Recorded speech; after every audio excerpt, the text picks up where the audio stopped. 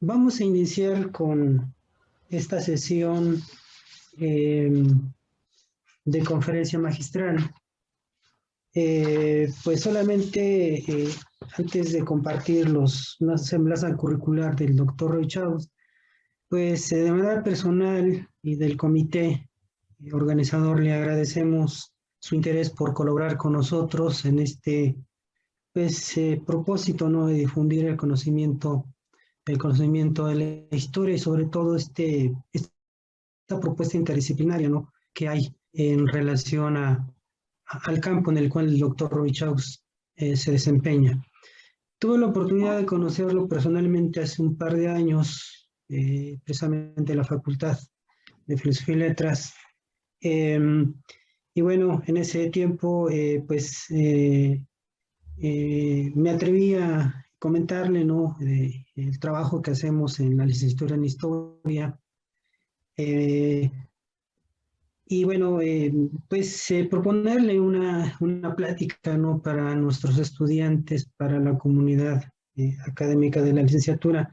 Y amablemente desde ese tiempo, pues, aceptó colaborar con nosotros. Bueno, nuestro escenario es virtual. Qué bueno que pues esto está empezando a tener pues algunas pistas positivas, ¿no? Y en algunos meses tal vez ya podamos convivir personalmente, y que si en un futuro también es posible, a lo mejor lo tendríamos en persona al señor Roy Chaus en nuestra facultad. Entonces agradecerle, doctor, por su gentileza de participar en nuestro evento. Voy a leer algunos datos que el doctor me ha hecho favor de proporcionarme, y es lo siguiente. Es profesor investigador emérito del posgrado en Antropología Social de la Universidad Iberoamericana, Ciudad de México, donde labora desde el año de 1977.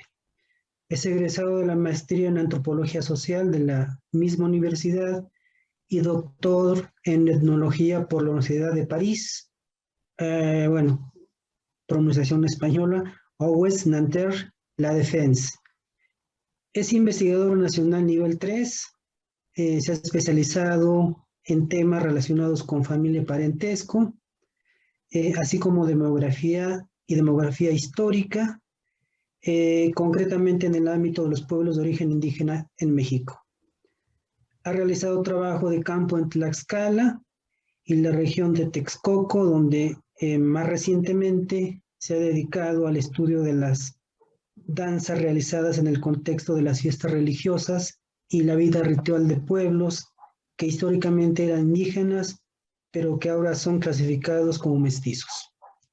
Sobre estos temas y de la cosmovisión, la cultura, las categorías étnicas y el cambio, ha realizado numerosas publicaciones nacionales e internacionales. Le cedo la voz, doctor Roy Chaus. Adelante.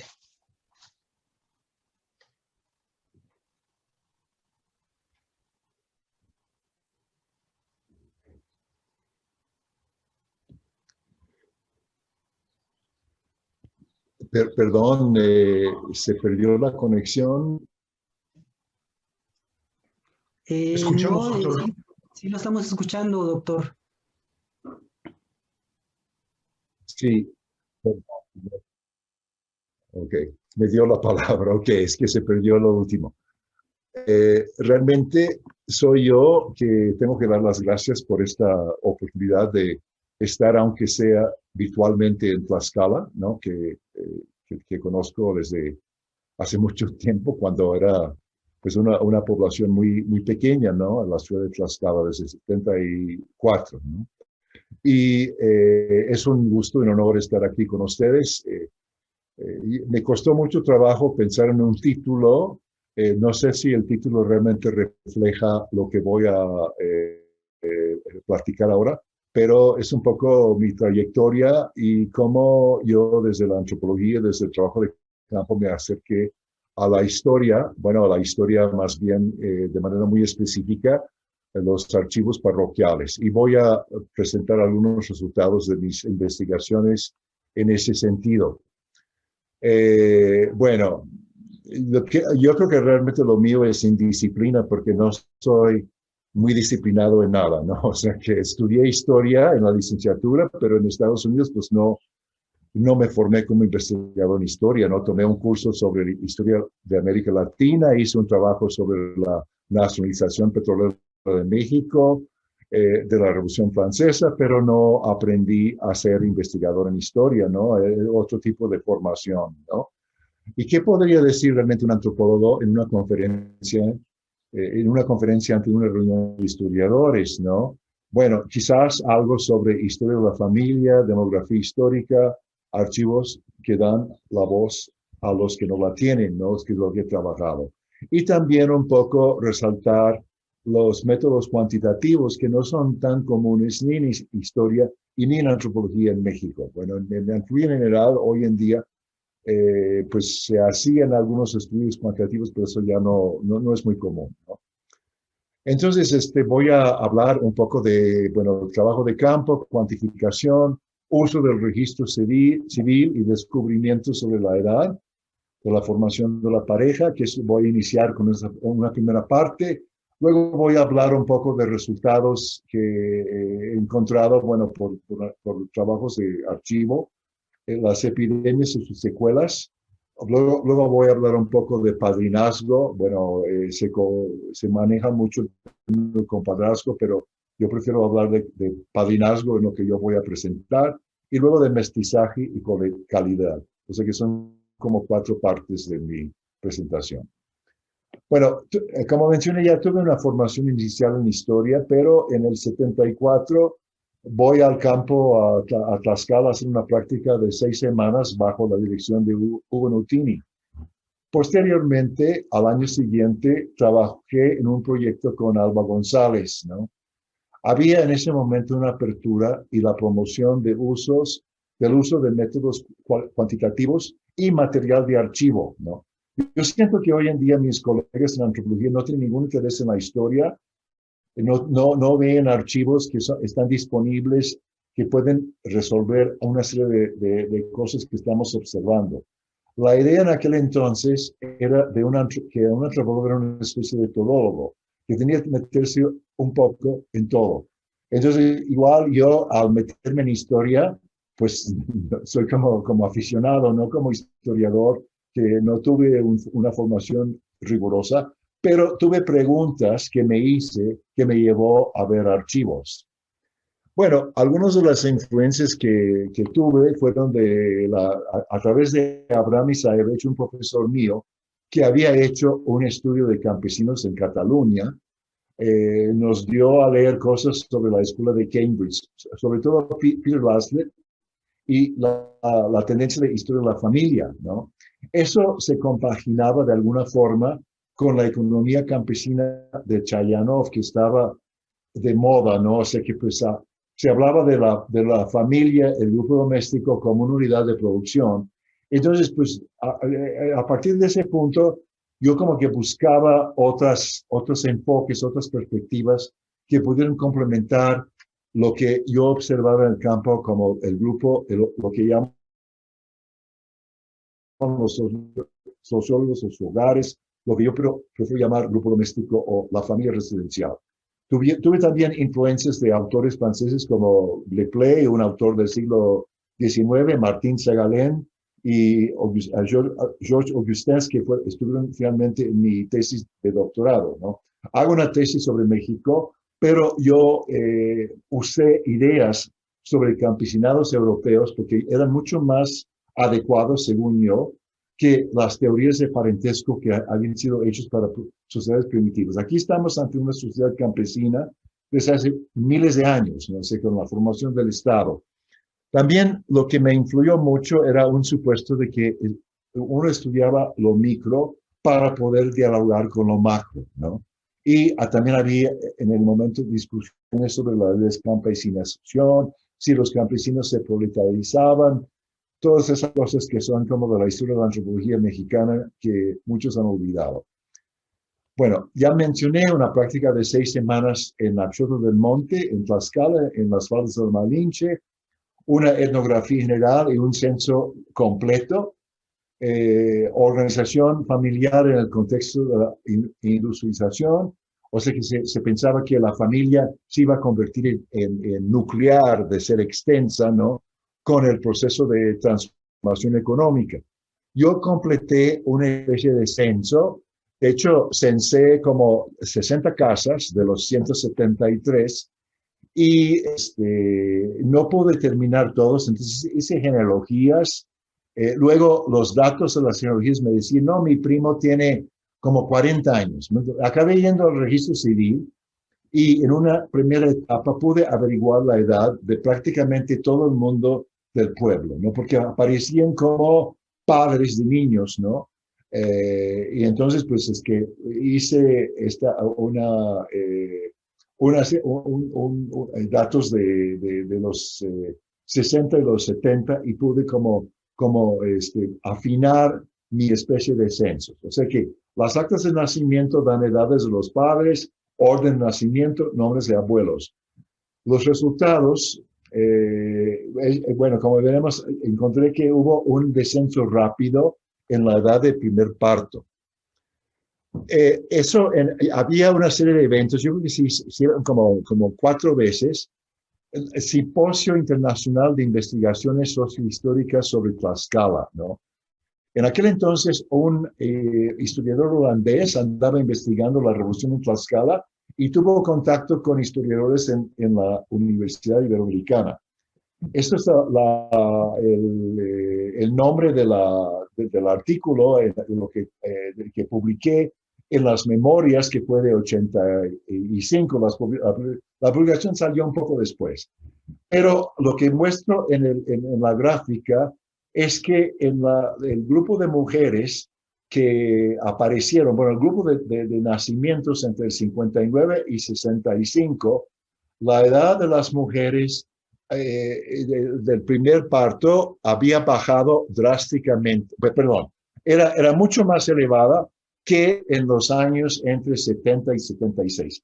Eso picó mi interés, o sea que descubrí eso accidente jugando con los datos del registro civil. No estaba pensando en eso, simplemente los puse en un cuadro y todo a mano, no había Excel ni nada de eso en aquel entonces, y con calculadora y comencé a ver que hubo un descenso como de casi de 2 años, ¿no? En el promedio, la edad promedia.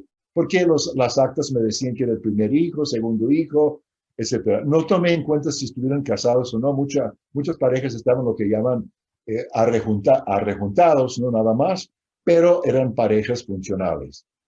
Bueno, la edad de las mujeres al tener su segundo y tercer hijo también bajó en el mismo lapso de tiempo. En 59-65, el tercer hijo nacía cuando la madre tenía un promedio de 25.7 años y en 76 bajó a 22.8. Publiqué posteriormente, bueno, pues eso fue una publicación posterior en una revista que ya no existe, de la Iberoamericana, Umbral 21. En 89 publiqué un artículo que se llamaba Don Santos tenía razón, porque yo tenía un señor que tenía más de 80 años, que todavía era el único de 2 o 3 hombres que usaban todavía calzón blanco. Y me decía, no, antes la gente se casaba cuando eran mayores. Y dije, no es cierto. O sea que me hablaba mi abuela, mi bisabuela, se casaban a edades mucho más tempranas que hoy en día. Pero sí tenía razón, porque lo pude probar con esos datos de que la gente se estaba como formando a una edad más reciente. Bueno, publiqué versiones de esto en una revista en Estados Unidos y luego en la revista sociológica de la UAM Azcapotzalco. Poco después de la primera, el primer descubrimiento en 85, me fui al doctorado y tuve un curso en demografía histórica y tuve la oportunidad de leer cosas que no estaban tan accesibles aquí. Y resulta que también pasó algo parecido en Inglaterra en el siglo XVIII. Es decir, con el trabajo industrial, el no tener que heredar la tierra, los hombres y las mujeres comenzaban a formar pareja a una edad más baja. Y eso explicaba la explosión demográfica de Inglaterra del 18. No eran tanto las mejoras de salubridad ni nada. Simplemente la gente comenzaba a tener hijos a una edad más temprana. Y bueno, yo no pongo aquí los datos, pero hubo realmente una explosión demográfica en este pueblo y muchos otros pueblos de este tipo, al tener acceso a trabajos en la industria, la gente me lo decía también. Bueno, después de ese descubrimiento, comencé a ir más hacia el pasado, ¿no? Trabajé, por ejemplo, herencia de la casa y de la tierra. Descubrí lo que llamo en otras publicaciones el sistema familiar mesoamericano. Acabé capturando todos sus matrimonios, nacimientos y defunciones del registro civil, ¿no? En el pueblo. Luego extendí eso a las dos parroquias a que perteneció este pueblo, que eran San Luis Teocholco perdón, no lo puse, Tepeyanco. En Francia también descubrí el método de reconstrucción de familias, o sea que el método de Louis Henry. Y bueno, pude hacer algunas genealogías, algunos remontaban de personas que yo conozco a sus ancestros en el siglo XVII, ¿no? La investigación también sobre la herencia de la tierra con informantes y fotografía aérea, con el programa MapInfo, que también tengo una pequeña publicación. Bueno, ese es un ejemplo del programa, un programa que ya no existe, ya no lo ha actualizado, en que es una ficha familiar, es un individuo que se llama, bueno, ahí están los padres y el nombre de la persona, el nombre de su padre, el nombre de su madre, el nombre de su esposa, su fecha de nacimiento, perdón, fecha de nacimiento aquí, fecha de matrimonio, su ocupación, la edad de matrimonio, sé que pues, y aquí al lado no se ven los nombres, pero al ser no sé qué control, no sé qué sobre estas fichas, se veían los hijos, ¿no? ¿Sí? Bueno, también en esto, en el tiempo pude ver que la edad del primer hijo era sumamente baja históricamente, ¿no? O sea que si yo encontré que bajó esto en los años 70, históricamente era muy baja de todas maneras, ¿no? Que es algo que promueve el crecimiento demográfico, que algo que permite la recuperación después de epidemias, ¿no?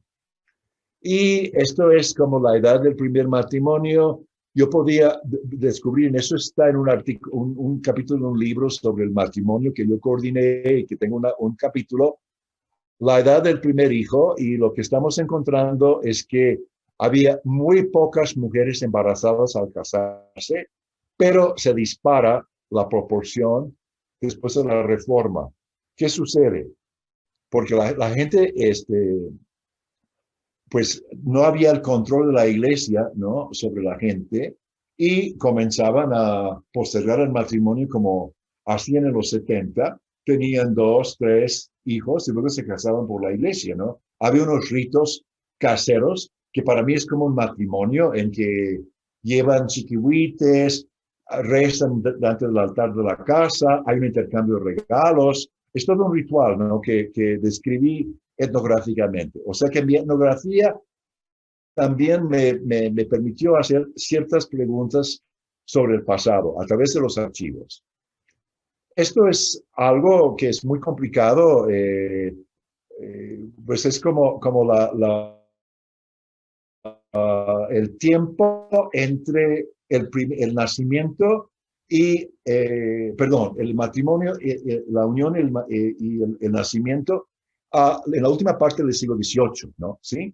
O sea que si el niño nacía, el número de casos, si el niño nacía entre 0 y 7 meses, ¿qué quiere decir que la novia estaba embarazada? O si eran 8 meses y más. Los demógrafos son tolerantes de eso porque hay niños setemesinos, ¿no? En fin, encontramos aquí una serie de cosas muy complicadas y no me voy a meter en eso. Pero también esto es algo del siglo XX que trabajé, el número de hijos nacidos en un periodo de 5 años, de 0 a 4 años, o sea que 4 años es un día menos 5, Entonces, podemos ver en la última línea, ¿no? Cómo las parejas unidas más recientemente comenzaron a tener menos hijos. Todo eso tiene que ver con que el método de Louis Henry se interesaba en la fecundidad marital. El gran problema de Francia, según los demógrafos, es que los franceses no tenían hijos suficientes para ir a las guerras contra los ingleses o contra otros. Y entonces había una preocupación de parte del gobierno por la poca fecundidad. Entonces, todo ese método está enfocado ahí. Sin embargo, vamos a ver que también el método tiene otros usos. Pero por el momento, yo pude ocupar mis bases de datos, como había capturado absolutamente todo. Yo no personalmente, tenía un asistente que iba con una computadora en una base Excel al archivo de Tlaxcala, que está en San Pablo, Apetitlán. Yo, en parte, yo iba al archivo de Nación, ¿no? A copiar en Excel, y poco a poco se fue como cubriendo todas las dos parroquias, ¿no? Bueno, entonces, por el año, quizás el evento fue en 2009, pero la publicación es 2010. La red de historia demográfica, que está como basada en el Colegio de Michoacán, fundada por Chantal Cramosel, no sé cómo supe de ellos, pero participé en un evento sobre la viruela y publiqué un artículo en sus memorias que, pues ahí está, ¿no? Mi primer uso de esos datos para otra cosa que no fuera la forma clásica de hacer reconstrucción de familias. Bueno, no hice reconstrucción en este caso, fue lo que llamamos el método agregativo, no nominativo. Sumar cuántos muertos en tal año, en tal mes, etcétera, ¿no? También, bueno, comencé a aprovechar las bases consistentes en la captura de todos los registros de bautizos, matrimonios y entierros en las dos parroquias, y a partir de 2018, la de Tepetlostoc, en el oriente de México, y también unas incursiones en la parroquia de Tepexpan, en el oriente del Estado de México, cerca de las pirámides, y en la villa de Guadalupe, ¿no?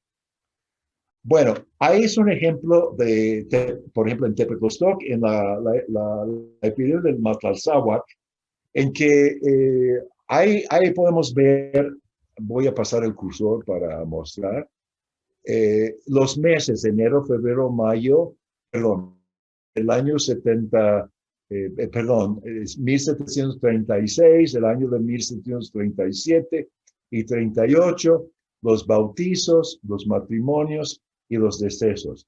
Lo mismo representado en una gráfica. Podemos ver en el 37 cómo a partir de marzo van subiendo los decesos, ¿no? Encontramos así menciones de que el cura enterraba a 5 personas y encontraban cadáveres cuyos nombres no sabían. También podemos ver cómo desaparecen, la gente se deja de casar en ese periodo de mayor intensidad. A veces perdí el cursor. Aquí está. Dejan de casarse, ¿sí? Son muy pocos matrimonios. Aquí los nacimientos bajan muchísimo. Se están muriendo mujeres embarazadas, etcétera. Supuestamente esta enfermedad era en gran medida de adultos. Por ejemplo, en Telocholco, en el año 13, ¿no? Bueno, 13, 14, porque encontré que también había como algo en el 14 todavía, ¿no? Comenzamos a ver, si vemos los decesos, desde el 12, son como un poco elevados. Yo tengo mis dudas si no había algo de las fiebres misteriosas ya presente ahí. En el 13 también vemos cómo bajan los matrimonios, cómo bajan también mucho los nacimientos como secuela, ¿no? De eso. O sea que cuando vemos una epidemia, no solamente son los decesos, que otras cosas también pasan, ¿no? En las gentes, o sea que se dejan de tener hijos, se dejan de casar, etcétera. Bueno, también otra cuestión es las segundas nupcias, ¿no? O sea que después de las epidemias, y sobre todo, supuestamente que bueno, quienes dicen que el Matalsáhuatl fue también lo mismo que el tifo, ¿no? Y que es una cuestión de adultos. Entonces encontramos, por ejemplo, en estos años, cómo en los matrimonios entre solteros se baja en el 38, el año después, encontramos una cantidad muy importante de matrimonios entre viudos, ¿no? Viudo y viuda. Y eso también, o sea, que es como muy, muy, muy importante aquí. Estamos teniendo como muchos casos de segundas nupcias. Es una consecuencia normal de una epidemia que mata a muchos adultos. Esto es en Tepexpan en el perdón, en la época de las fiebres misteriosas del 13. Eh, Vemos que hay muchos casos así de familias que quedaron totalmente devastadas, ¿no? Esta pareja que las edades que tenemos de sus hijos son calculadas, o sea que decían, por ejemplo, Victoriana cesárea se muere en tal fecha y que tenía tal edad, ¿no? O sea que para hacerlo de reconstrucción de familias también se puede con una epidemia, ¿no? Se puede uno encontrar, como hay muchos muertos, uno puede encontrar muchos miembros de una familia que fallecieron, ¿no? Entonces, pero rápidamente, o sea que pues no están en orden exactamente cronológica. Esta se murió en agosto, tiene hermanos que se murieron, 3 hermanos que se murieron en la misma fecha, y una hermanita, los 2 padres se murieron en agosto y septiembre, y dejaron una hermanita que tenía muy poca edad. ¿Qué le pasaría? Pues la tomaron sus padrinos, no se sabe, o sea que habría que meter más en este archivo para quizás saber, quizás, no con seguridad. Eso es un ejemplo de una segundas nupcias después de la epidemia del Matalsáhuatl del 37, cómo esta pareja, cada quien tenía a sus hijos en un matrimonio previo, hacen un nuevo matrimonio y bien, pues rehacen su vida. Pero vemos que la señora Luisa María casi no para de parir, ¿no? O sea que con un segundo marido sigue teniendo hijos, ¿no? O sea que, y solamente así la población como puede reponerse. Esto es un caso súper interesante en Tepetostó. Aquí tenemos a Manuel Antonio, un viudo, que quedó viudo el 30 de julio del 13, se casa el 1 de febrero, en el 14, con Hermenegilda Juliana, que había quedado viuda en julio también del año previo. Bueno, resulta que se casan el 1 de febrero de 14. Tienen un hijo en el 27 de febrero, o sea que menos de un año después. ¿Y de quién era el hijo? Pues tenía que haber sido del marido anterior, ¿no? Sí, porque pues este todavía vivía y la pudo haber impregnado, pues, en fin, ¿no? Entonces, que casos así de gente que ante la pérdida de su pareja, la necesidad de sobrevivir en una economía campesina, ¿no? Sí, la gente se apuraba a volverse a casar, a rehacer sus vidas, ¿no? En todo esto. Y ahí encontramos un montón de casos. Bueno, voy a tratar ahora el tercer tema, ¿no? No fui señalando exactamente los temas, pero la cuestión del padrinazgo, compadrazgo. Bueno, en antropología se habla mucho de compadrazgo, y bueno, Tlaxcala es la tierra de más producción de trabajo sobre el compadrazgo en antropología, ¿no? Pero me refiero primero a Benjamin Paul, es un antropólogo que su tesis, hizo una tesis doctoral, no se publicó nunca eso, pero muchos estudiosos siempre se refieren a él. Y él distingue entre compadrazgo y padrinazgo. Supuestamente padrinazgo es cuando la relación más importante es entre padrino y ahijado, o madrina y ahijados, ¿no? Y compadrazgo es cuando es entre los compadres, o sea que el niño supuestamente es un pretexto. Ahora, en los registros parroquiales yo no tengo forma muy clara de ver con padrastro. Yo sí puedo saber quién es el padrino, ¿no? ¿Sí? Pero no puedo saber, la información no me dice mucho cuál es la relación entre el compadre o el padrino y el padre o la madre del ahijado, ¿no? En el campo, o sea que lo que voy a presentar ahora, en el campo yo observé sistemáticamente que los padrinos de bautizo eran una pareja de casados y que no eran emparentados con los padres del ahijado. Siempre eran no parientes, ¿no?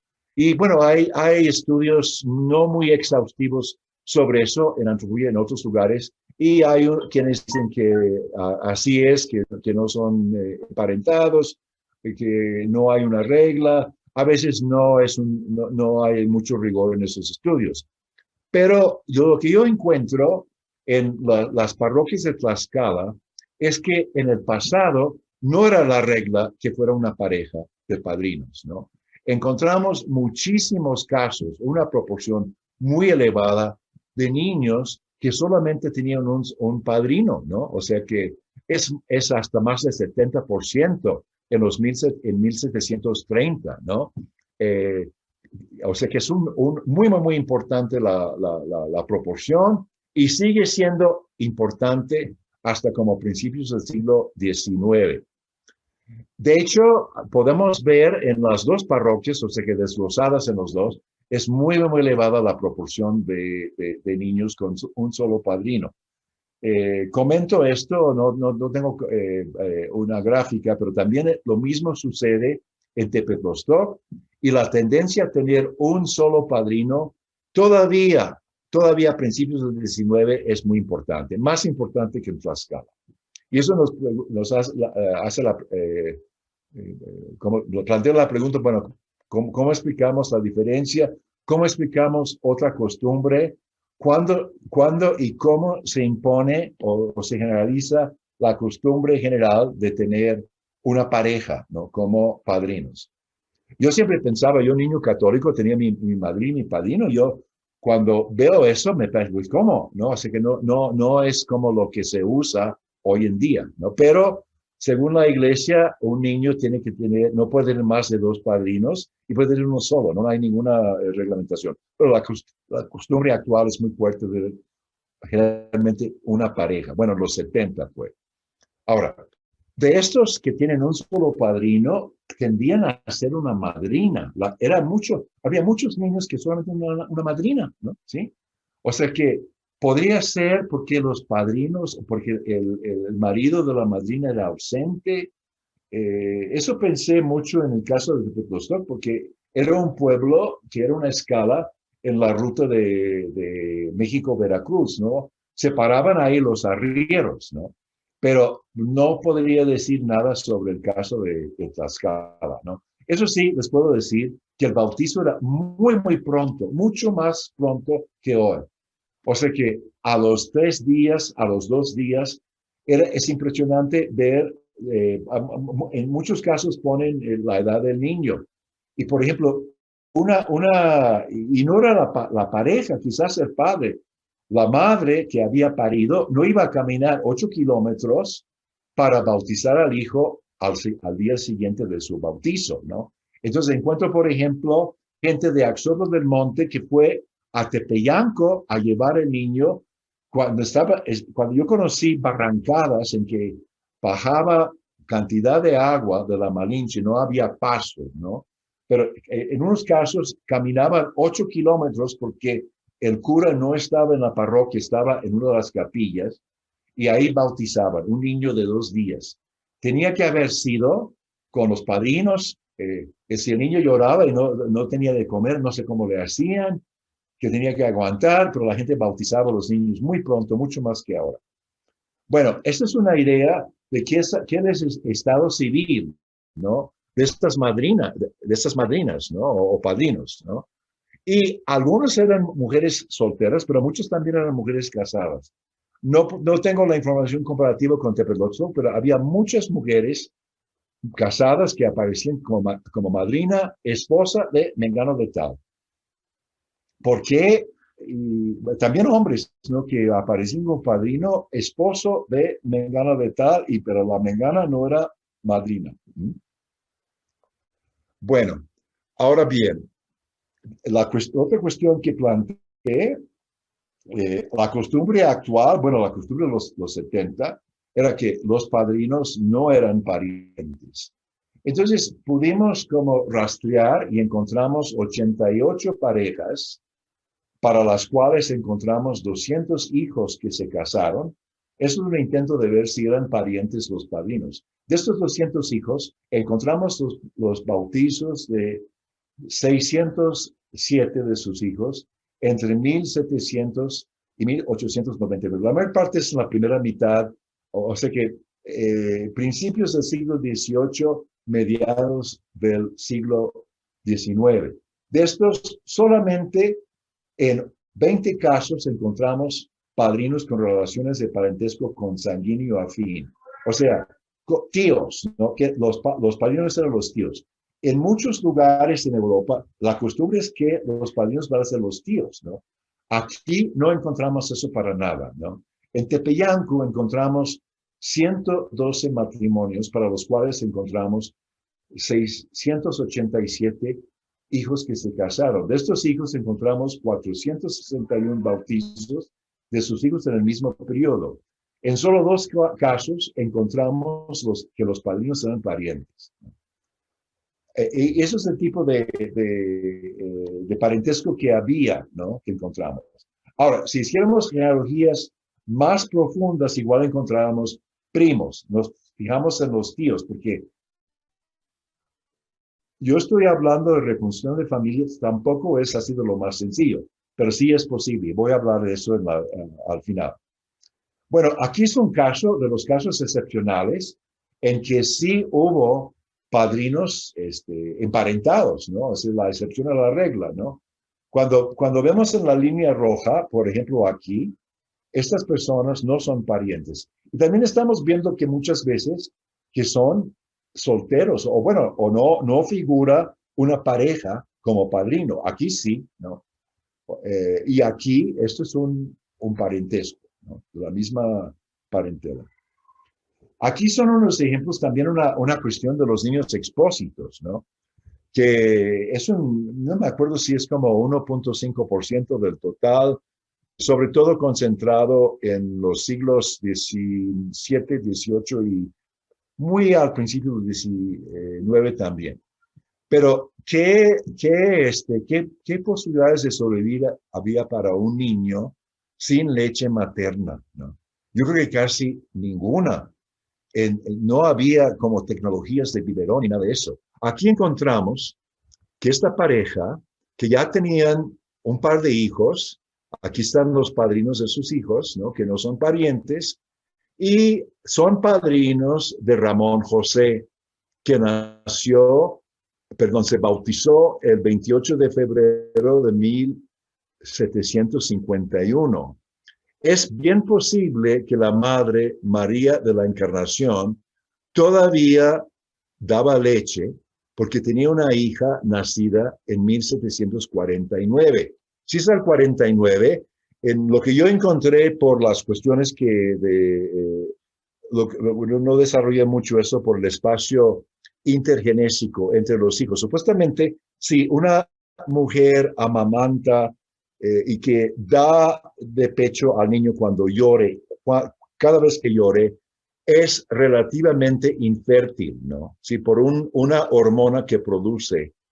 Y entonces es muy posible, abandonaron a este niño sabiendo que leche, tenía un niño que no sé si María de pero es bien posible que no, porque tenía leche. Pero también es un niño abandonado, no sé, que todo el mundo se conoce y saben quiénes estaban embarazados, eso es otro problema. Aquí es otro caso de lo mismo, que esta pareja que tuvieron a Juan Pablo, que se bautizó el 4 de julio de 1770, también bautizan a un niño que fue dejado a sus puertas, que nació el 18 de diciembre del mismo año. O sea que todavía, o si estaba Juan Pablo, estaba, tenía,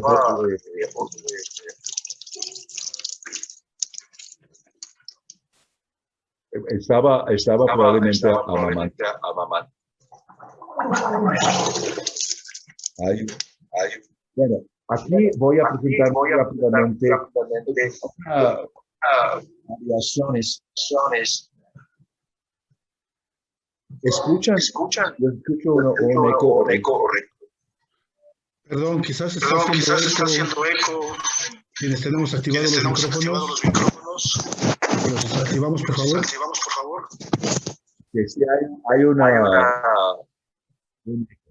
Aquí voy a mostrar variedad. Pueden ver que esta pareja tuvieron gemelos, esta pareja como padrinos.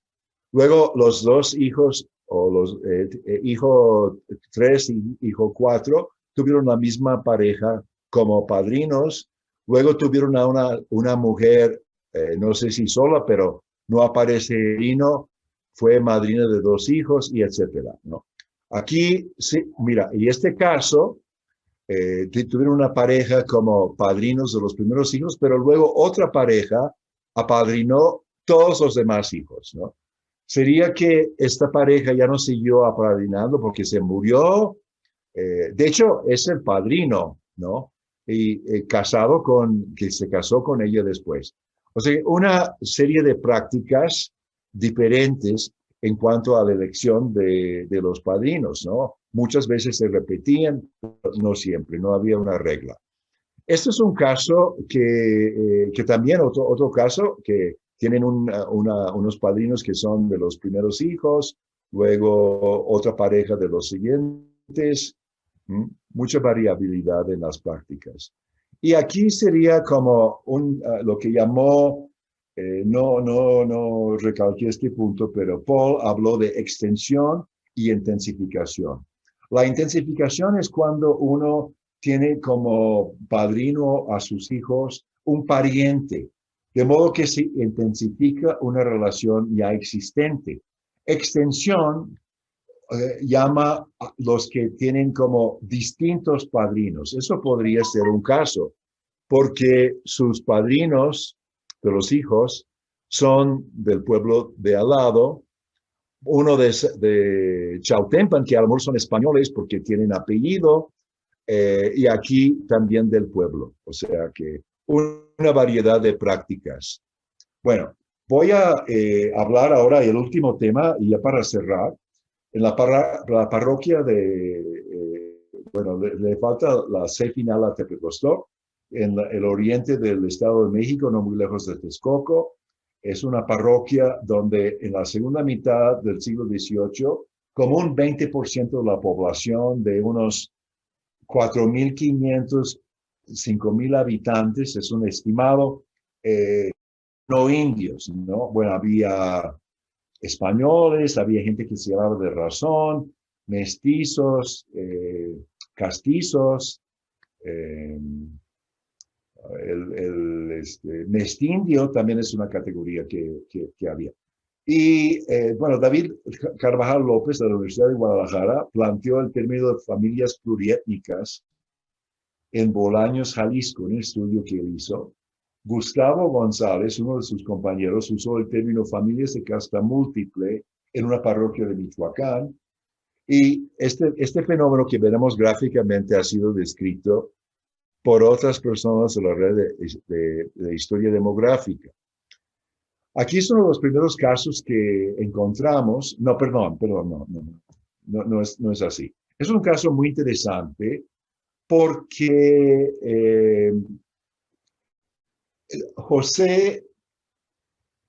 Pedro José Raimundo, bueno, José Joaquín Raimundo, es de calidad indio de un pueblo sujeto de Tepetlostó, en la parte de la sierra.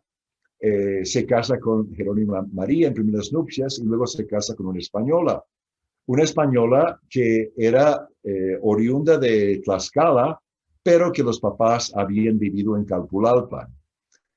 Y entonces tienen 3 hijos, María Guadalupe, Catarina Josefa y Pedro José Raimundo, ¿no? Aparentemente Raimundo funciona como apellido porque va como repitiéndose, ¿no? La primera hija es registrada como mestiza, ¿no? Y se casa con un mestizo también. La segunda hija que conocemos también, está como registrada como india, con una madre española. Y el último hijo es registrado como indio y se casa con una española también. Y tienen una hija sin calidad. Yo sospecho aquí que como era cacique, los Raimundo, convenía que sus hijos, o por lo menos el hijo varón que sucediera, no fuera mestizo, ni español, ni nada, que fuera indio, porque eso le iba quizás a fortalecer sus derechos. Ahora, esta persona de José Joaquín Raimundo aparece como testigo en matrimonios de españoles y de mestizos. Y en uno de las actas ¿cómo se llama?, de información matrimonial, firma, pero no firma de analfabeto, de una firma muy, muy bien hecha. Y en otro pone que no sabía firmar, ¿no? También son misterios que esas pequeñas microincursiones en la vida de las personas dejan más preguntas que respuestas, ¿no? Pero sospecho que su hijo, Pedro José, es puesto como indio, a pesar de la madre española, por asegurar derechos, pero es una hipótesis. Ahora, esto es un ejemplo, o sea, que es para aquellos que se animan a hacer reconstitución de familias, pueden comenzar con los matrimonios. Eso está hecho a partir de pura información matrimonial, o sea que aparecen en el tiempo los padres y los hijos y luego los hijos de los hijos. Eso fue cuando estuvimos apenas comenzando. Y podemos ver cómo varían las calidades en una misma familia, ¿no? ¿Sí? Por ejemplo, Luis Espinosa, que es puesto como castizo, se casa con una india. Uno de sus hijos, Manuel, es español, uno de sus hermanos es mestizo. Juliánica no no me gusta un fenómeno, pero también es más complicada calidad en toda su vida, ¿no? Por ejemplo, aquí es la misma, aquí está Leonora Ortiz, que aparece en un momento como española, cuando se casa es una india, pero posteriormente aparece que vamos a ver cómo eso en el tiempo.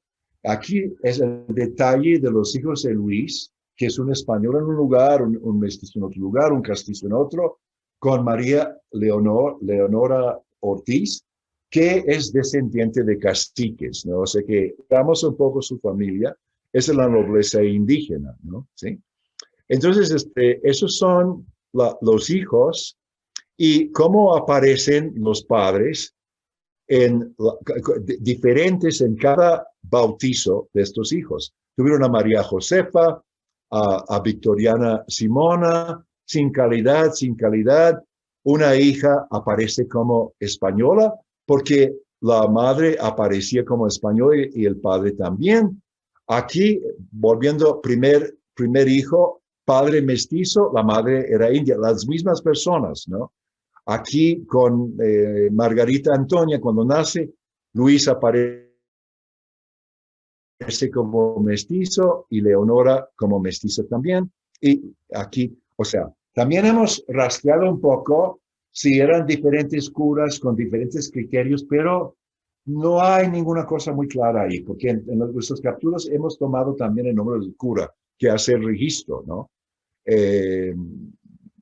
Es algo que no acabamos de entender del todo. Ya para acabar también con esta última, cuando vemos los hijos, ¿no? Los bautizos de los hijos de Luis y de Leonor Ortiz, encontramos también cosas muy especiales, ¿no? O sea, que un hijo es mestizo y y y se casa con una llamada mestiza y tienen hijos mestizos, pero también otro hijo que es español con mestizo, tienen hijos que son sin calidad, que son mestizos, uno que se casa, calificado como mestizo y se casa con una mestiza y tienen hijos que están puestos como español.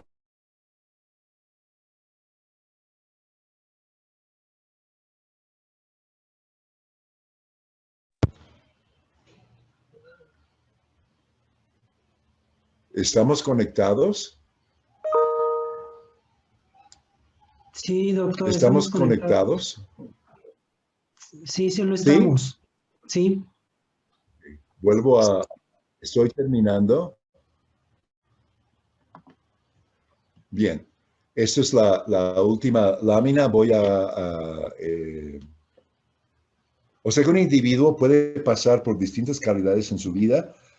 No es necesariamente un aumento de calidad si es que consideramos que los españoles tenían un rango más alto en la sociedad. Es muy variable. Finalmente, para concluir, la antropología en los países centrales se desarrolló para estudiar poblaciones exóticas, poblaciones ágrafas que no contaban con fuentes históricas escritas. Por eso poco contemplaban usar tales materiales en sus análisis. Además, algunos enfoques de la antropología son abiertamente hostiles a la historia.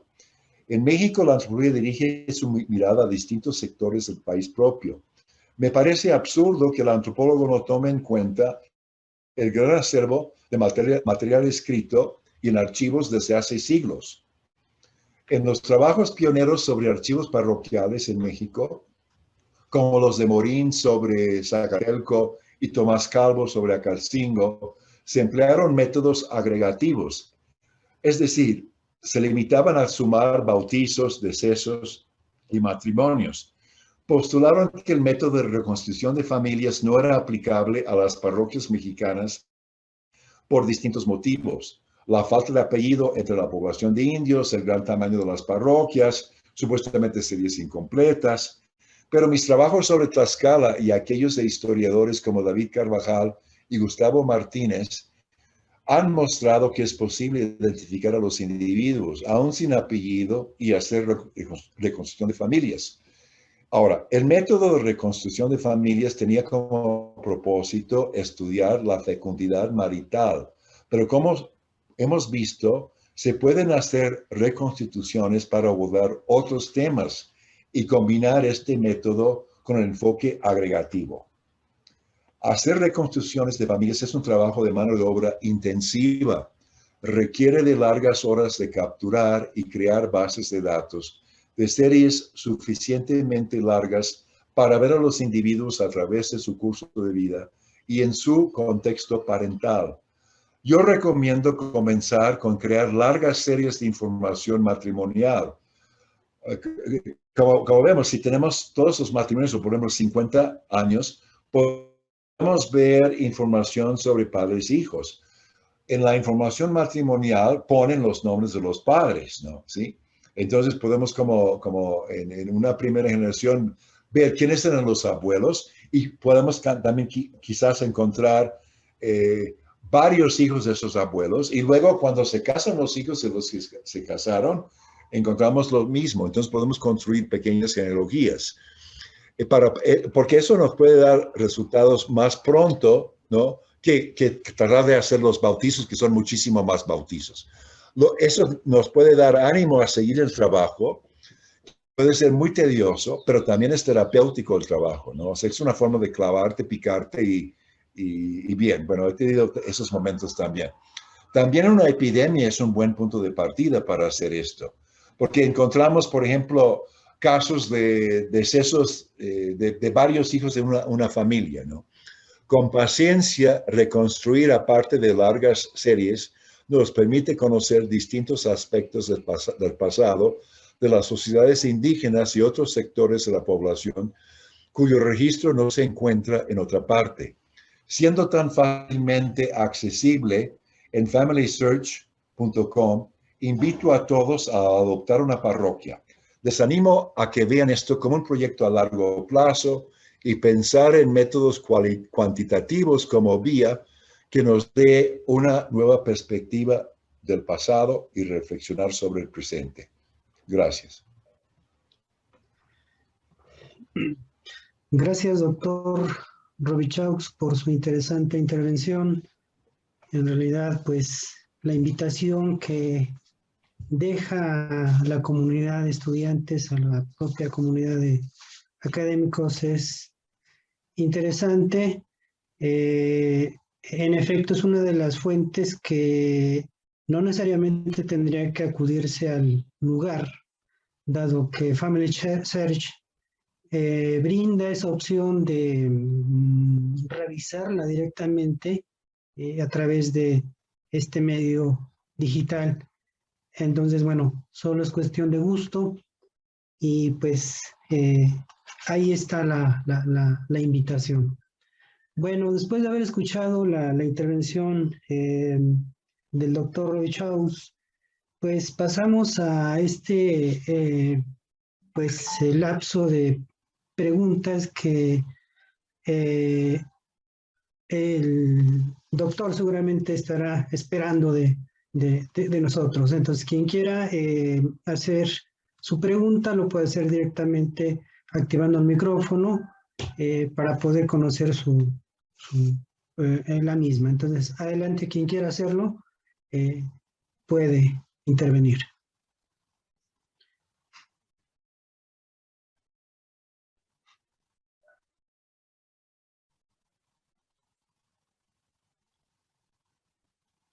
Sí, jóvenes, estudiantes, quien quiera intervenir adelante, estamos a la espera de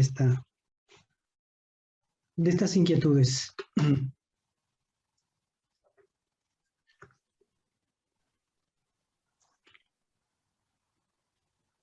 Perdón, doctor Marciano, solamente quisiera, dada la disponibilidad, dos comentarios. Por una parte, creo que ha sido bastante amena.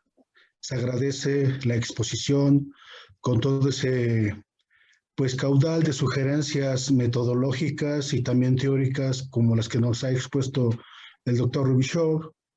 Y quisiera simplemente señalar que en efecto aquel señalamiento de que este tipo de trabajos eran imposibles para comunidades como las que el doctor señala, y a diferencia de los trabajos incipientes de Clau Morín, para Zacatelco y Acaxinco, recientemente en nuestra licenciatura en Historia, uno de nuestros egresados se enfrentó a la ardua tarea de reconstrucción de familias indígenas, concretamente para el Altepetl de Tepeyanco desde los inicios de la conquista o desde que hay los primeros registros. Y en efecto es muy prometedor esta línea de trabajo porque le ha permitido identificar esta reconstrucción de familias bastante complejas, que aunque los nombres son similares, a partir de este seguimiento de tomar de estas diferentes variables o indicadores en la reconstrucción de los lazos, de los parentescos, de las filiaciones, en algún momento pues le ha permitido ahorita continuar sus estudios de maestría, y creo que en efecto simplemente lo señalo para destacar lo prometedor de estas sugerencias, de esta línea que tiene que ver con la reconstrucción de familia, y que en efecto desde este tipo de acercamientos a la demografía pues están abiertas muchas posibilidades, particularmente como lo ha señalado con estos trabajos incipientes usted, doctor Robichaux, y creo que queda como sugerencia bastante estimulante para nuestra comunidad estudiantil. Reiterar el reconocimiento, el agradecimiento por su charla, ha sido bastante interesante y creo que bastante ilustrativa para mostrarnos precisamente pues la forma de proceder. Gracias y felicidades otra vez. Perdón, gracias a ustedes por esta oportunidad de exponer esto, porque a casi nadie le interesa escuchar de esto. Doctor, perdón, si me lo permiten, no puedo aguantarme las ganas, y es un problema que me planteo como historiador, doctor Robichaux, a partir de su larga experiencia conjugando estos enfoques desde la antropología, el trabajo de campo, las epidemias, y quizás identificando una constante de la forma en que cada casi 100 años de manera recurrente se plantean un conjunto de epidemias, al menos es lo que se ha observado para México, desde la perspectiva, desde la experiencia, desde la ventaja que tenemos como historiadores. ¿Qué valoración usted tendría ahorita para poder aportar una interpretación o una forma de tener sobre la reciente pandemia del COVID? Tenemos por ahí diferentes interpretaciones, a veces algunas de carácter conspirativo, que a veces también son pues sujetas a cuestionamientos. Creo que desde la perspectiva de la historia pudiéramos tener otra respuesta, particularmente como se nos permite avisorar en estas perspectivas de largo plazo, al menos lo que se ha observado para el caso de la Nueva España, pues están ahí marcadas, ¿no? Desde los comienzos de la conquista, no se diga en el siglo XVII, el Matlazáhuatl del siglo XVIII, al comienzo de la independencia, 1814, como usted lo señalaba ahorita para el caso creo que de Tepeyanco. En fin, para eso se lo hace un comportamiento de cada 100 años, una epidemia, obviamente con intervalos también de diferente intensidad, o esas fiebres anómalas, creo que como la señalaba usted en algún momento. En su experiencia como antropólogo, como historiador y con este acercamiento que usted ha tenido en el trabajo de campo, ¿cómo usted interpretaría este fenómeno que pues, nos está azotando con toda su intensidad y todas las experiencias que hemos vivido como historiador, como antropólogo, con estas disciplinas y con la ventaja que nos da pues, precisamente este acercamiento? Gracias por su pregunta. Me resultaría muy difícil como generalizar, pero le puedo decir que durante el año pasado comenzamos bueno, digo comenzamos con plural porque trabajo mucho con un asistente, Jorge Martínez, que no está ahora, ¿no? Él como se unió a este proyecto mío de demografía histórica hace unos 3 o 4 años y comenzamos a hacer cosas juntos. Pero tuvimos la experiencia el año pasado de hacer como una especie de, bueno, práctica de campo virtual en antropología, pero como no se pudo hacer nada de campo, la gente ni siquiera quería salir a dar la vuelta a su casa, a hacer un plano de su colonia. Eso es cuando las cosas estaban como muy intensas. Entonces comenzamos a trabajar el archivo de Tepexpan, donde pasé una lámina ahí, donde hubo una familia que se extinguió prácticamente. Bueno, ahí, por ese lugar, porque como antropólogos hemos trabajado ese lugar, e hicimos un escrito y un grupo de danzantes en Tepexpan subió nuestro escrito a su página de Facebook, ¿no? Como una manera como de tomar conciencia de los peligros de que las epidemias no son nuevas, ¿no? Que ya se vivió el pasado, o sea, que una forma en que el pasado pueda servir para advertir a la gente, ¿no? ¿Sí? Y habíamos tenido una experiencia previa en el 19 con una celebración de 200 años de una mayordomía que se decía que se creó como porque el santo había venido una epidemia. Entonces nosotros dedujimos que realmente la instauración de la mayordomía debió haber sido como secuela de las fiebres misteriosas, que no se hizo inmediatamente porque cuando los análisis que hicimos ahí, es un pueblo de la parroquia de Tepetostok, se moría 35-40% de la población en unos meses, en 5 meses, ¿no? Entonces yo pensé, lo bueno de ahora es que tenemos WhatsApp, ¿no? Para una pandemia. O sea que podemos como comunicarnos y saber cosas. La gente aislada, ¿no? En los pueblitos, muriéndose solos. Bueno, no es que nos haya dado eso tampoco ahora, pero el poder saber, el usar cubrebocas, me quedo yo preguntando medidas, ¿no? ¿Qué otras medidas hubo? ¿No? Que no me he metido mucho en eso. Leí el libro de Cooper, ¿no? Sobre las epidemias en la Ciudad de México. Por ejemplo, aquí pues no había ninguna duda de cerrar las iglesias, pues un lugar de de alto contagio, ¿no? Y también en la colonia y hacían cosas así, o sea que es un poco también era como en esta experiencia, también en la Escuela Nacional de Antropología e Historia, también trabajamos, pero en este caso con la villa de Guadalupe, ¿no? La epidemia de 1813, ¿no? Entonces también era como, servía como para concentrar a los alumnos de esto como que no es la primera vez, pero ya más allá, o sea que pues igual tenemos como algo, no vamos a esperar 100 años para la próxima, porque como las comunicaciones son muy rápidas, ¿no? O sea que de China para acá en menos de un mes, ¿no? En aquel entonces pues era mucho más lento porque el Matlalzáhuatl creo que llegó a Guatemala, no sé si un año después, al norte, bueno, a lo que es la frontera ahora, ¿no? Con Estados Unidos.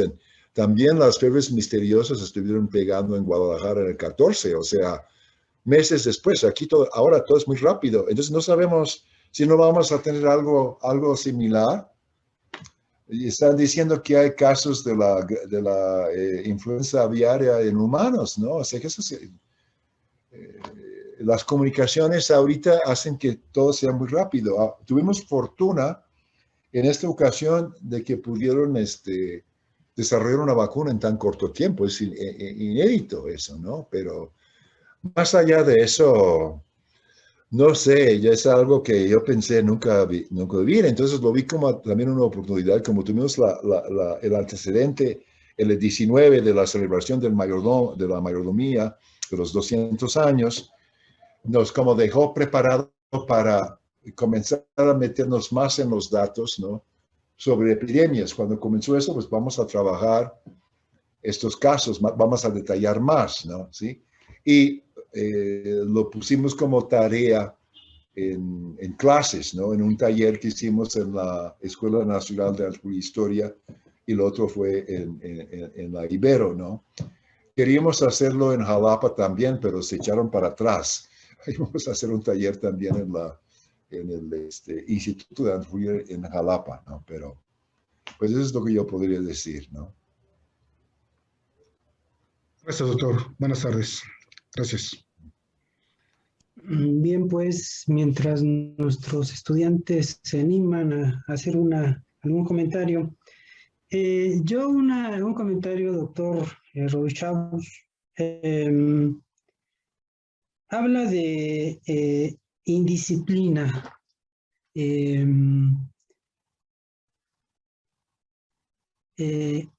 Habla de este escenario de indisciplina.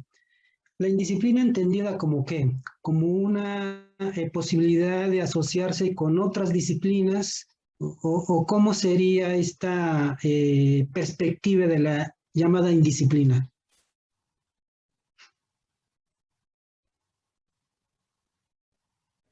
Bueno, lo que sucede es que tuve suerte de que no, por ejemplo, no había los tiempos de CONACYT para terminar una tesis, no había una serie de cuestiones estructurales, ¿no? Que existe ahora.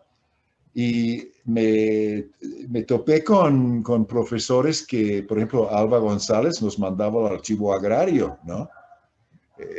Y los antropólogos hoy en día, yo creo que tienen miedo de los archivos, no veo que hagan mucho de eso, no era normal para nosotros, o sea que un pueblo rural donde hubo una reforma agraria, pues es que hay censos ahí, vamos a ver qué información nos da, ¿no? O sea que yo siento que hoy en día en mi disciplina hay gente que pues, no sé, o sea, que se interesa mucho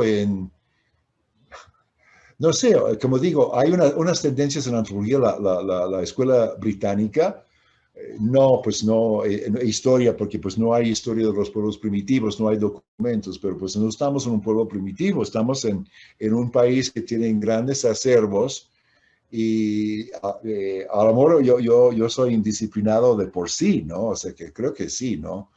esa es como mi tendencia natural, no soy muy disciplinado y ya jubilado peor, ¿no? Pero no me dejó de que eso no, eso es, por ejemplo, el primer trabajo que entregué en la maestría, el profesor me dijo, eso parece historia. Pues sí, pues ni modo, ¿no? O sea, igual no pude quitarme tendencias que tenía yo en mi primera formación, ¿no? Siempre como hago como preguntas, no tan bien como los historiadores que tienen una formación, porque yo no tengo realmente una buena formación en historia, ¿no? O sea que y en demografía tampoco, ¿no? O sea que lo que sé es como, o sea que mis diálogos con los demógrafos son como, soy socio de la Sociedad Mexicana de Demografía desde los 80. Y es como un diálogo de sordos, ¿no? O sea que pues ellos siempre quieren el caso representativo, las regresiones múltiples y cosas así que ni sé hacer.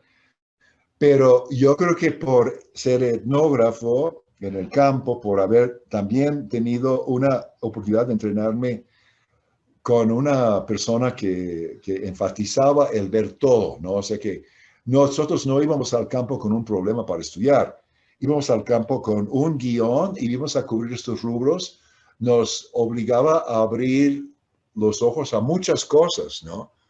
Es como yo de niño nunca tuve oportunidad de aprender piano. Y yo no sé si me gusta tocar piano o no, porque nunca lo hice. Pero en el campo tienes que hacer un informe y cubrir tales rubros, ¿no? ¿Sí?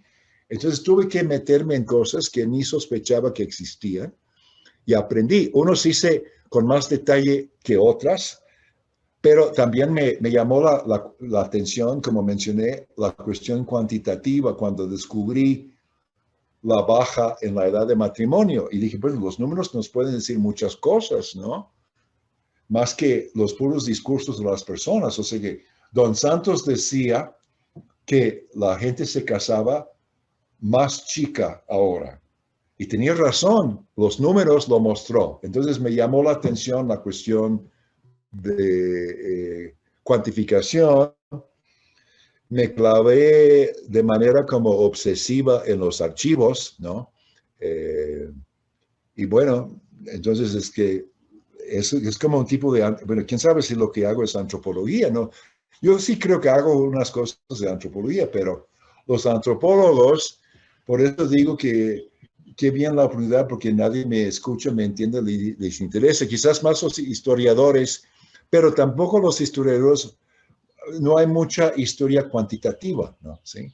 Entonces, pues, es mi pequeño lugar de indisciplina, ¿no? Eso es lo que yo diría a eso. No sé si contesté bien. Sí, doctor, entiendo esta invitación a atreverse, esta invitación a em, asociar, ¿no? Otras pues, áreas del conocimiento que sabemos pueden ser útiles para la formación de los investigadores, de los estudiantes. Creo que eso es muy, muy interesante, ¿no? Obviamente el posgrado también daría otras oportunidades, ¿no? A los estudiantes que concluyen nuestra formación de licenciatura. Y bueno, el ejemplo está precisamente en el doctor Roy Chaus de cómo pues ha tenido estas inquietudes, ¿no? De incursionar en estos escenarios y como bien dice, ¿no? El resultado es muchas veces polémico porque pues no se va ni por un lado ni por otro lado, pero lo importante es el conocimiento que está aportando, ¿no? Creo que eso es lo más valioso que nos está ofreciendo el doctor Roy Chávez. Bueno, pues no sé si hay otro comentario más, alguna pregunta. Eh, y bueno, Yo, quisiera también yo, aprovechar un momentito, maestro Ricardo, solo preguntarle al doctor Roichaus en este escenario de la diversidad, ¿no? De cómo las personas suelen registrarse con distintos, pues, condiciones étnicas, ¿no? y me estaba preguntando si tendría que ver algo con la compra de linajes. No sé si usted tendría algún indicador por ahí que pudiera más o menos llevarnos por este No escenario. es que si tenía que ver con qué, perdón. Con la compra de linajes. Ah, no, yo tengo entendido, o sea que en las presentaciones matrimoniales ponen, dijo ser español, dijo ser mestizo, dijo ser castizo, normalmente, ¿no? ¿Sí? Entonces, en las informaciones matrimoniales no nos dicen nada en los bautizos y en los decesos, ¿no? Yo simplemente creo que el cura asigna. Pero estamos hablando aquí pues de gente del pueblo, yo creo, ¿no? O sea que yo creo que no, hay algunas personas en Tepetlostok que uno hasta es un castizo, un mestizo que deja un altar en la iglesia, en su herencia, eh, pero no encuentro, o sea, de compra de linajes, no, y eso sí, según entiendo yo, es algo que tiene que ver con personas como más pudientes, ¿no? Que digamos, con un nivel socioeconómico mayor. Son arrieros aquí. A veces dicen que en Tepetlostok, no estoy hablando, porque bueno, lo de calidad de mestizaje, no, hay muy pocos no indios en las dos parroquias que estudié en Tlaxcala, ¿no? En esas parroquias. Por eso fue como muy interesante descubrir otra faceta. Eh, o sea que arriero también es una categoría muy amplia y de repente hay una mención de alguien que tiene su recua, pero otros arrieros son simplemente los que van con la mula, ¿no? También en la categoría de labrador. Eso hay gente que son españoles labradores y también indios, o sea que yo creo que es cualquiera que trabajara la tierra y no distingue de niveles. Y también en un momento como de fines, yo creo que es de 1760 y algo, hasta principios del 19, ponen ese es un periodo más corto, pero los testigos, y varían los oficios. A veces uno puede como imaginar una economía campesina porque a veces uno es un tejedor, es un leñero, es un labrador, la misma persona según la fecha, ¿no? ¿Sí? Se me figura como una economía campesina en que se buscan combinar actividades. También había una presencia de tejedores y cardedores ahí, ¿no? Y algunos que habían llegado a Tepetlostok desde Tlaxcala y desde Huejotzingo, ¿no? Que ya es otra cuestión de las actividades rurales en el 18 que pues no podemos estudiar mucho porque es muy limitada la información sobre oficios. Lo que sí es el reto para pronto es como meternos más en el padrinazgo. Ese es un tema que quiero ver porque estoy encontrando, a diferencia de Tlaxcala, casos en que sí son los tíos, son padrinos, ¿no? Y supuestamente hay estudios con muy pocos datos sobre España y dicen que es algo muy reciente y parece que aquí es antes que lo poco que hay sobre España. Así es que, no sé. Pero también la otra pregunta de la indisciplina, o sea, que creo que fueron oportunidades en los momentos que tuve de colaborar, participar con ciertas personas, lo que me picó el interés en meterme en ciertos temas, ¿no? Entonces salí de las trancas, no me quedé como propiamente como debía haber sido como buen antropólogo, pero estoy contento por ello. Adelante, maestro Ricardo. Sí, solamente pues felicitar al doctor Robichaud y hacerle una pregunta muy concreta, puesto que la mayoría de los que estamos aquí somos del área de historia. En este ejercicio de transdisciplina o de multidisciplina, ¿qué recomendaría el doctor Robichaud a los historiadores para adquirir algunas de las habilidades propias de la antropología, en el entendido de que su formación es más como antropólogo que como historiador. Para los historiadores, ¿cómo beneficiaría tener algunos elementos propios de la antropología que pudieran, diríamos, fructificar en investigaciones mucho más contundentes, mucho más ricas, conjuntando estas dos disciplinas, la historia y la antropología? Ay, esa es una pregunta muy complicada. Mira, yo tenía en la práctica de campo que hice en Tlaxcala en 74, había varios que eran curas, jesuitas, básicamente. Bueno, no todos, había uno que había sido no sé qué cosa, pero salió. Pero sí había, me acuerdo de 2 jesuitas, y uno de ellos no siguió en eso porque dijo que eso es como una vocación. Y me decían que mi trabajo de campo era como un apostolado, que no tenía como muy claro el concepto de apostolado, ¿no? O sea, que tengo una educación de católico como niño y todo eso, pero no llegaba a tanto, ¿no? Pero era porque vivía con un pueblo muy, muy pobre,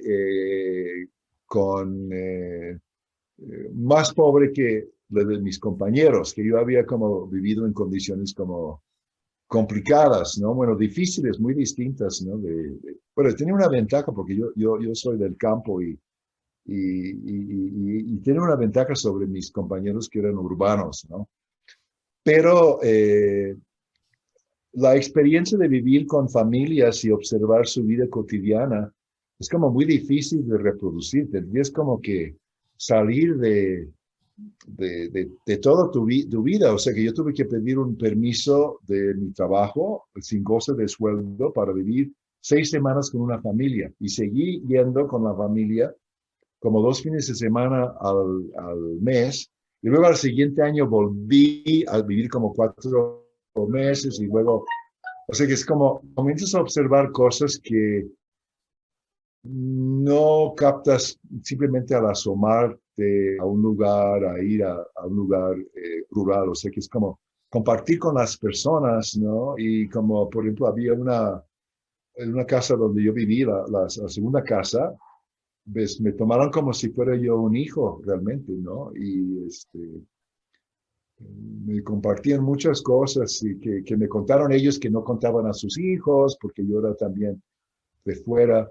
Es como muy difícil de reproducir eso. Yo diría que tenemos que encontrar cómo salir y además es como, tuve la ventaja de ir a un pueblo que, no sé si conocen la obra de Nutini sobre Tlaxcala, pero hablaba del, este, del continuo indio, indígena mestizo, ¿no? Entonces a mí me tocó uno de los pueblos más indígenas. Todavía los niños me invitaban a aprender a hablar mexicano. No usaban la palabra náhuatl, le hablaban su lengua, la lengua mexicana.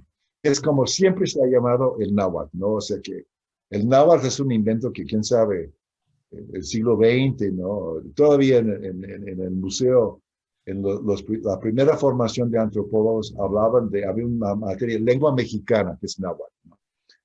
Y me invitaban a aprender el náhuatl, ¿no? Yo traté de aprender, pero entendí unas cosas, pero no mucho. Y ahora los niños, o sea que ya como 15 años después, los niños ya no hablan náhuatl, los de 30 ya no hablan, ¿no? Y la gente, yo creo que también era como una novedad en el pueblo, ¿no? O sea que me ven como, además mido 2 metros, no me han visto parado. Entonces, era como, yo no entiendo cómo yo hice eso, yo lo entiendo ahora, ¿no? Al final de mi última estancia me dio tifoidea, me dio tifoidea. Es muy interesante porque comienzas casi a alucinar con tifoidea, ¿no? Pero durante todo el tiempo no estuve enfermo ni nada, era como unas condiciones de higiene muy distintas y no me enfermaba, pero ya como para rematar el trabajo de campo, ¡pum!, tifoidea, ¿no? Sí. Temperaturas de 40, ¿no? Que me lo controlaron pero realmente fue una experiencia para mí, aprendí muchas cosas, o sea que creo que lo que puede dar eso es que te ve cómo funcionan las cosas y no puedes ver eso de repente con los documentos o con los números tampoco. O sea, que me ha ayudado a interpretar cosas estadísticas, ¿no? ¿Sí? Y es muy difícil también de explicar eso si no lo has vivido, ¿no? O sea que, de hecho, algo que no mencioné es que me metí mucho en la estadística porque cuando abolieron la licenciatura en antropología, nos asimilaron con sociología. Y entonces ellos siempre querían cuantificación y eso también me empujó, eso fue otra cosa que me empujó así para que me creyeran, ¿no? Sí. Entonces fueran distintas cosas ahí. Pero eso. Muy bien. Gracias por la Muchas oportunidad. gracias.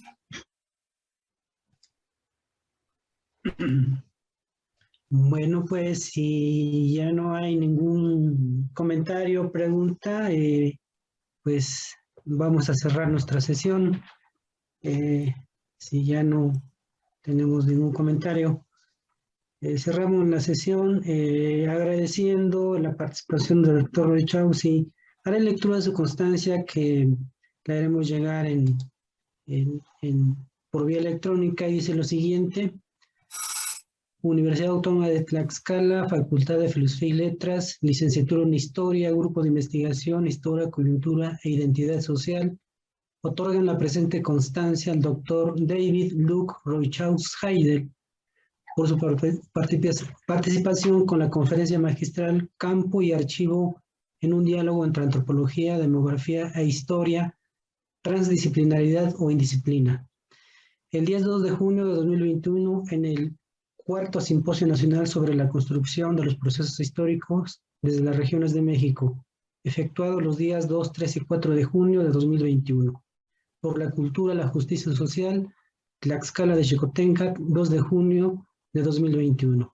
Y firman el maestro Jorge Mario Galán Díaz, director encargado de la Facultad de Filosofía y Letras, el doctor José Juan Juárez Flores, coordinador de la licenciatura en Historia, y el doctor Marciano Nesrogayotzi Méndez, responsable del Grupo de Investigación, Historia, Coyuntura e Identidad Social.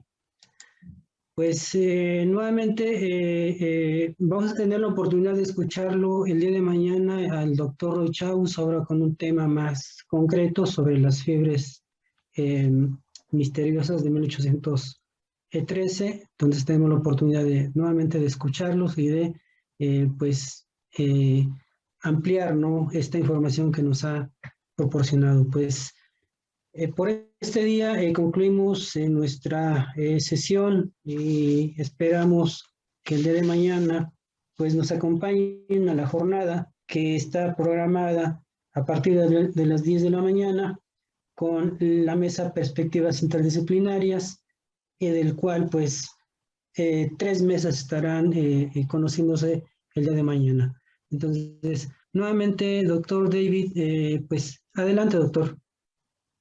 Sí, perdón, disculpa, no quiero irme sin volver a darles las gracias por esta oportunidad y el gusto de estar, aunque sea virtualmente, en Tlaxcala, y también reconocer la presencia, ya se fue uno, pero 2 colegas argentinos, amigos míos que estuvieron presentes, Roxana Boxados y Juan Pablo Ferreiro, que ya tuvo que irse, y también de una que fue mi alumna, Silvia Heréndida Muñoz Ortiz, que ella tuvo una experiencia similar a la mía en un pueblo por Texcoco, y ella también podría como explicarles lo que es esa experiencia de trabajo de campo, ¿no? Muchas gracias, perdón, no quería irme sin volverles a dar las gracias y porque me acompañaron. No, gracias, al contrario, doctor, gracias y a los investigadores que en efecto nos acompañan en esta sesión. Pues les agradecemos que nos estén acompañando en este programa de actividades y pues mañana los invitamos para que pues se enlacen con nosotros y puedan trabajar. No sé si Silvia Heréndira quisiera un poquito responder esta invitación que le hace el doctor Roy Chaus. Adelante, podemos escucharla unos 5 minutitos más. Buenas tardes. Pues yo en efecto no tengo el trabajo ni la experiencia en archivo como lo hace David. Sí considero que la indisciplina, partiendo de una buena disciplina, y eso creo que se los diría a los alumnos, partiendo de unas buenas bases históricas, ya después se pueden volver todo lo indisciplinado que quieran y conjugar las metodologías que más les apasionan o que más les funcionen para cada caso. Yo he tenido un recorrido entre ciencia política, sociología, antropología y ahora estoy en un programa de economía social y solidaria, pero sí me parece que la fortaleza de tener una disciplina muy fuerte te permite distinguir las metodologías y la apropiación, ¿no? Porque justo creo que el objetivo, y lo platicó muy bien David, es comprender la realidad, ¿no? Entonces, si partimos de la indisciplina, nos vamos a confundir y vamos a tratar de hacerlo todo y tal vez nos salga muy mal, ¿no? A lo mejor son genios, pero quizás nos salga muy mal. Entonces, esa sería como mi invitación y pues muchísimas gracias por el espacio y por permitirme escuchar en Tlaxcala. Yo ya había escuchado a David en Tlaxcala físicamente, pero ahora me emociona seguir aprendiendo juntos. Muchas gracias. Pues, gracias. Pues nuevamente nuestra invitación para el día de mañana y pues que tengan una buena tarde y nos estaremos viendo, escuchando, doctor Robichaux. Gracias a todos por estar con nosotros. Buenas tardes. Buenas tardes. Gracias, buenas tardes.